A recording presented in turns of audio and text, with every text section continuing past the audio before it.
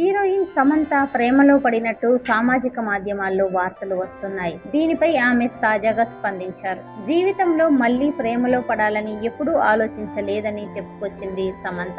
ప్రేమ గురించి చర్చించాలని కూడా తాను భావించట్లేదని, ప్రేమ అనేది తన వ్యక్తిగత విషయమని, దాన్ని వ్యక్తిగతంగానే ఉంచుతానని తెలిపింది. సమంత చెప్పిన మాటలను చూస్తుంటే ఆమె మళ్లీ ప్రేమలో పడినట్లుగా తెలుస్తుంది. అదే సమయంలో తనకు మరోసారి ప్రేమించాలనే ఆలోచన లేదని కూడా అర్థమవుతుంది.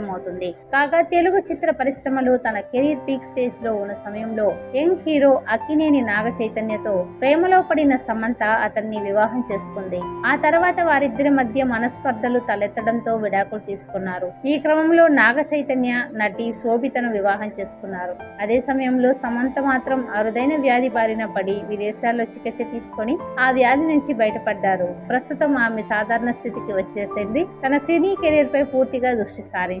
ఇలాంటి పరిస్థితుల్లో ఆమె ప్రేమలో పడిందన్న వార్తలు వస్తుండడంతో సమంత పై విధంగా స్పందించింది.